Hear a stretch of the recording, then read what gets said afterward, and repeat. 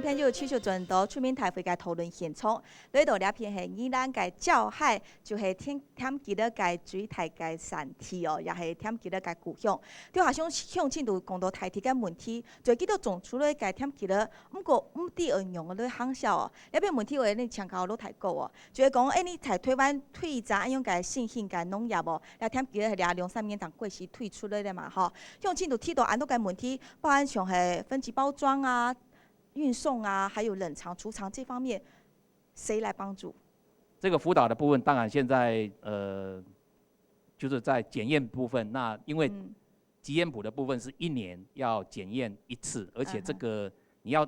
拿到基驗譜標章的話，就是藥物毒物實驗所，你要在1年你要去送檢驗1次合格的一個證明，好，那才符合加入基驗譜，才能夠使用這個基驗譜標章。那費用的部分，那當然考量政府的一個財政，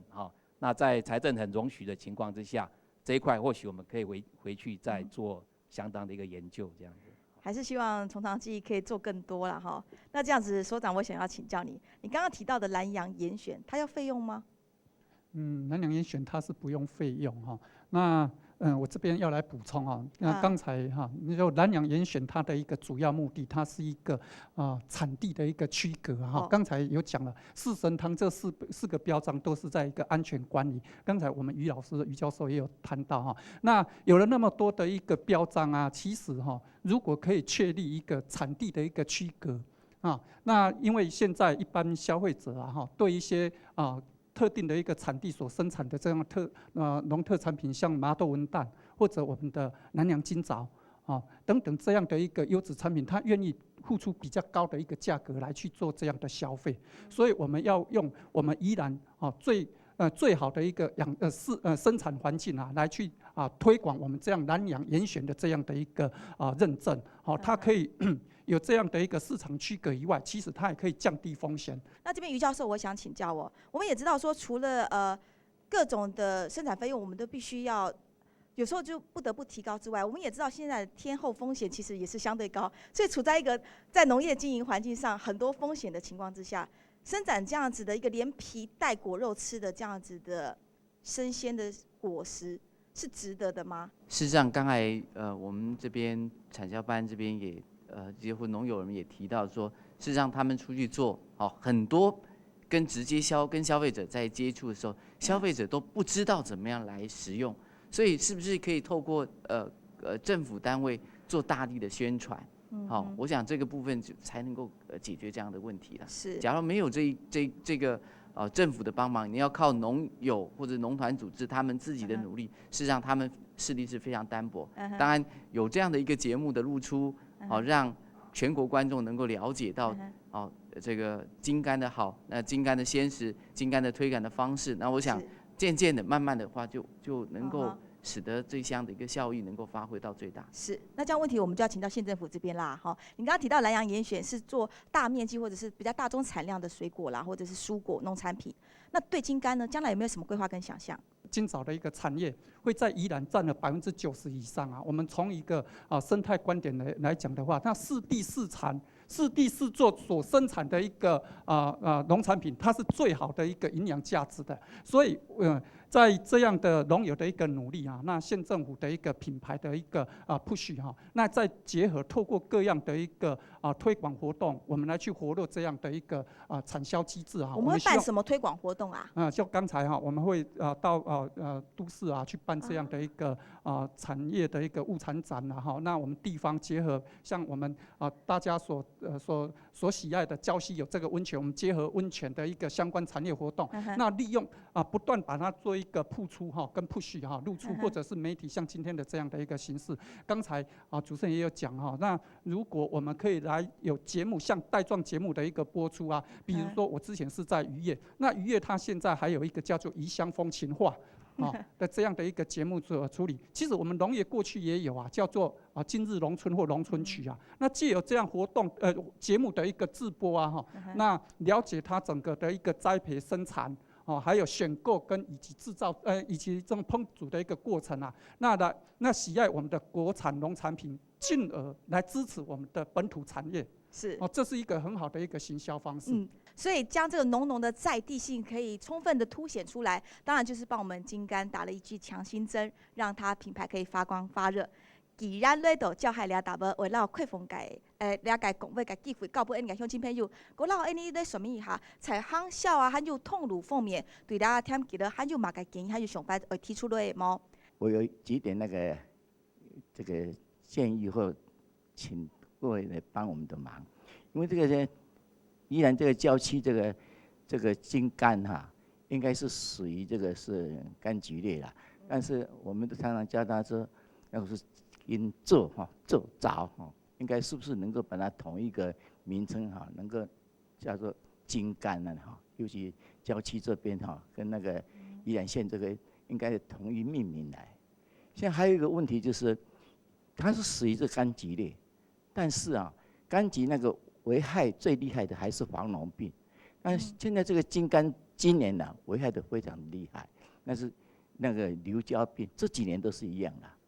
还有那个果实蝇的都危害非常的严重。这个对我们这个栽培的这个农民会这个风险也很大，那个压力也非常的大。我说，那就请这个是不是有那个学者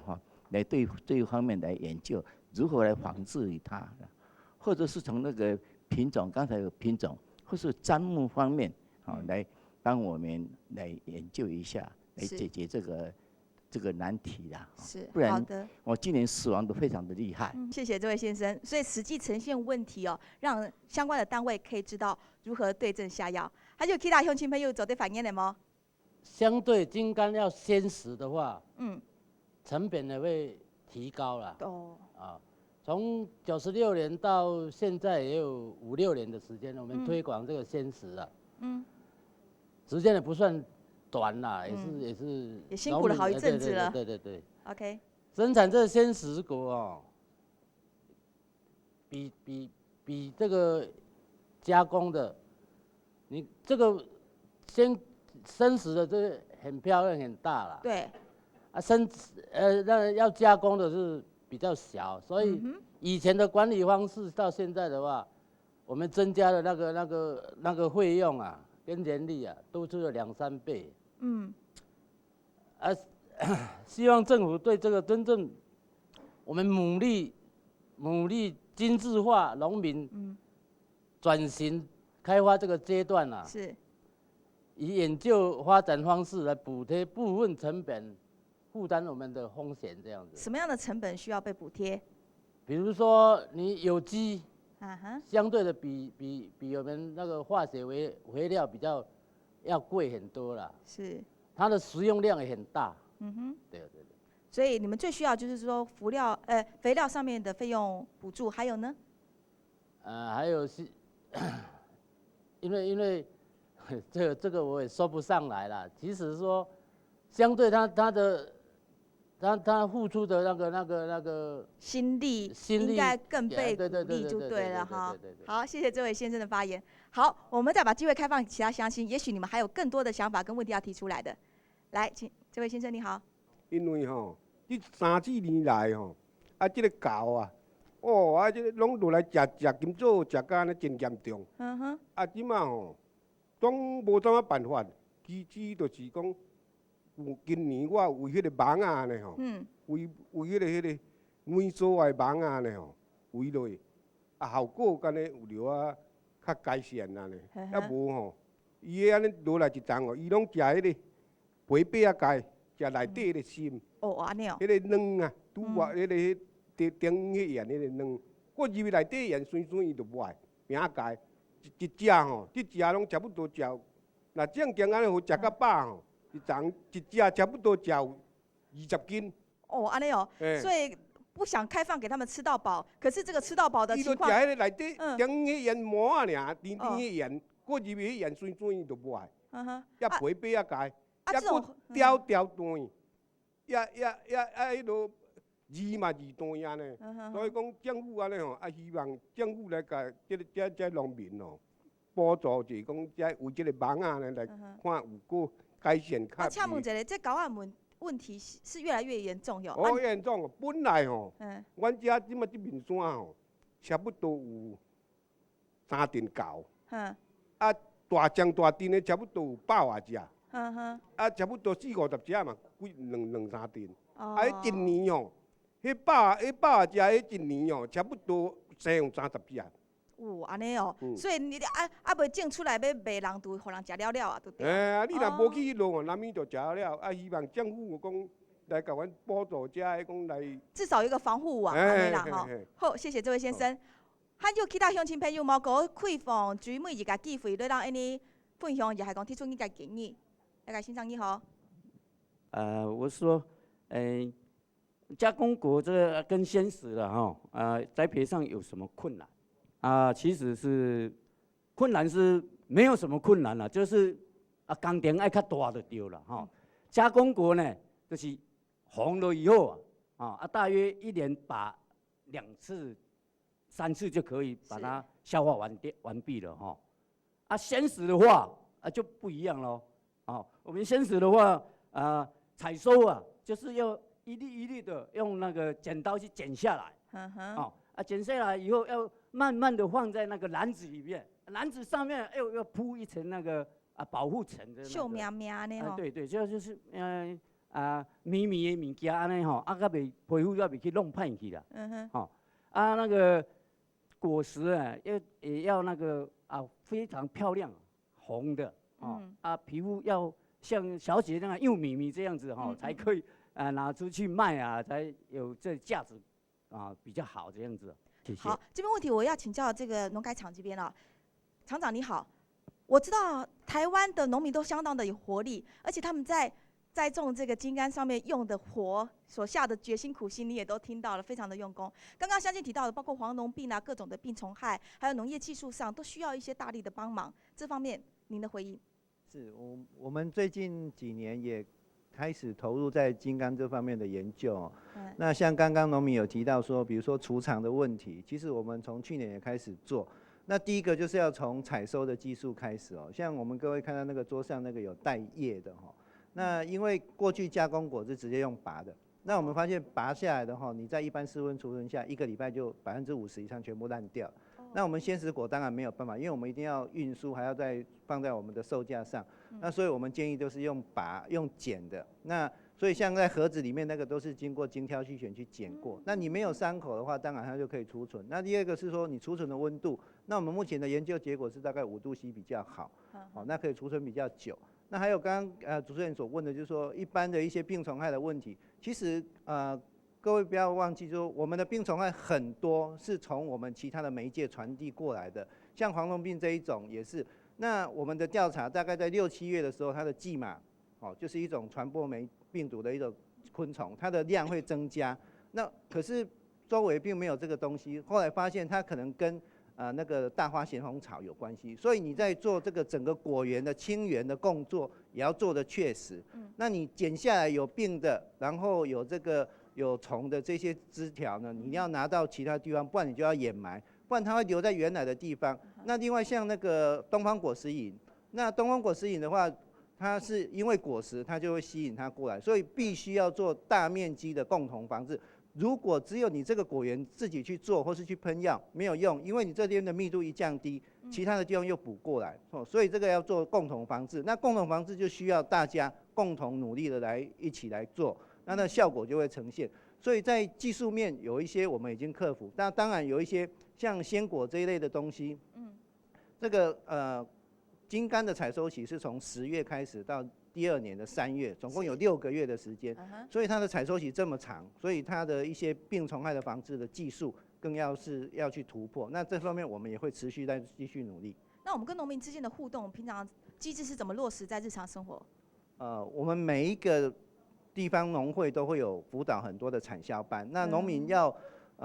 透过这个产销班的机制做运作。那我们会在产销班开会的时候，一定会有我们的同仁去列席。那如果产销班有特别提出需求，比如说，我们这一次需要的是这个病虫害管理的专业知识，我们也会请病虫害管理的人员过去，那做一个讲解。所以我们是可以透过产销班来跟农民做配合。那如果农民有特别的需要，也可以直接打电话跟我们联系，我们也一样会去。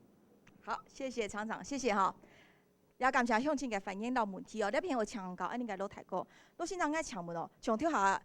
乡亲都有讲到这种祸害的问题很严重哦。生物跟农产品之间，他们之间的抗衡跟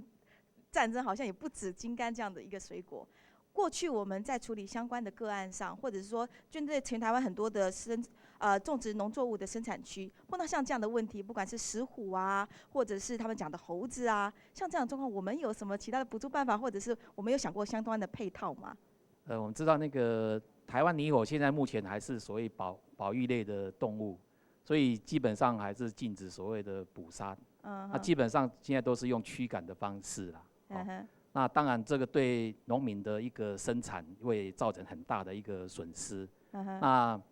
像台东来讲的话，它也有例子，台东也是猕猴蛮多的。那他们减少它这个损害的方式，也是用网子来处理。那这一块可能目前政府当然还是没有到这有细部规则可以来规范这样。好，那至于另外刚才我们乡亲有提到有一些相关的像有机肥的补助这一块，这一部分农粮署是有机肥的一个补助的一个项目，所以这个部分是可以透过农会来申请到县政府这边。那我们这边大概就可以就是按照，而且你又是基研普班的话，我们都会优先来做一个有机肥的一个补助。好，这样我知道。其实在各种嘅生产方面，相关单位还会补充在农民其他各种嘅农机具啊，或者是相关的肥料、农药，甚至是在农业改良技术上，都希望可以有下多嘅提升，为本来台湾嘅农业哦，有下发展下好嘅潜力咯。是见前项度两篇，还会强推讲嘅里边，你老安尼做专门嘅分享到结论哦，就会对讲你下。对那个种宜兰种那个天级别哦，用了各种的喊卡好来抢问几多个意见。现在时间我们进行到最后节目的尾声，我要先请教于教授哦，就跟我们讲一下说，其实刚刚讨论了一整圈下来，发现农民的问题，除了在这个行销打开品牌知名度之外哦，还有刚刚提到的，就是在田间管理技术上都需要再加强。回归到农民自主管理，有时候农民的投注的心力跟活力。就是产品能够发光发热的关键。针对农民们这样的用心，让他们提出各种问题，今天的讨论，你给我们做最后的建议，还有什么建议要给我们的礁溪农民呢？好的，我想农友的付出需要大家的这个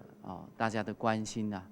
他们的付出需要很多的支持。那我们宜兰大学生长在宜兰地区那也责无旁贷的。假如说有任何的这样的不管是栽培技术，或是生产管理，或是这个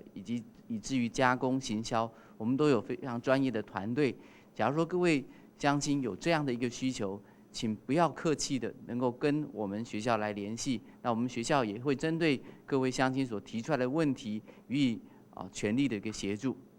好，非常感谢于教授，我们也强蛮就是我们的所长。你刚刚说你是吃金刚长大的哈。好，那现在这个金柑正要推出来，最后有什么结论要跟大家分享的吗？是，我们农友这么努力的一个耕种所以要透过这样的节目请我们大众的一个消费者要选择我们这样的一个有安全品牌认证的一个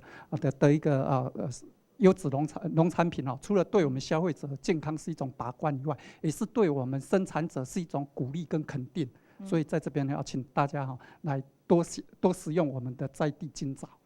OK， 金枣，可是刚刚说证明要金柑啦所以好，我们大家都知道以后它叫金柑。罗富分署长。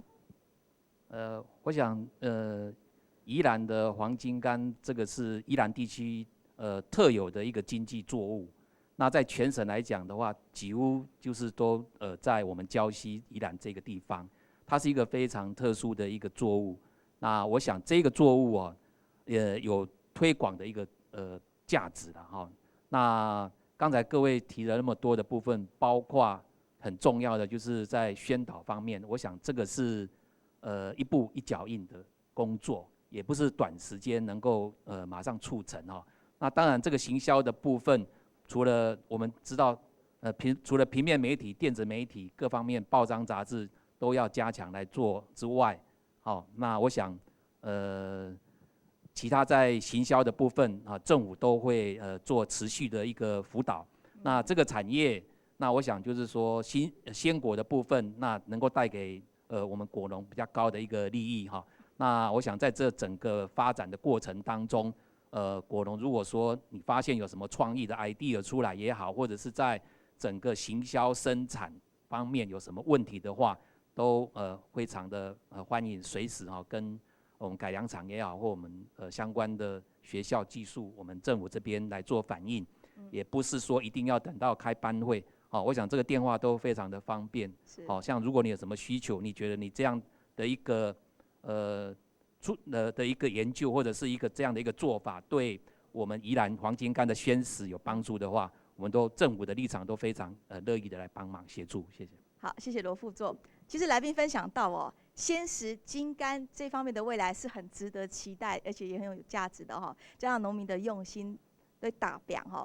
其实农民讲到记得所剩三个添起了，就是好吃又好啦在从过去这么多年来的加工生产，希望现在可以正式转型来提供这样子的鲜果鲜食，来创造更大的利润，也让种金柑的农民他们的产业可以得以永续非常欢喜在度召开了大波热闹，你总听几个一点好感农民，今日谈判案件议题，你个村民台湾捍卫持续闹，你个乡亲朋友，共下全台湾行条条关心你老爱，共下关心个议题，感谢大家收看，你再会。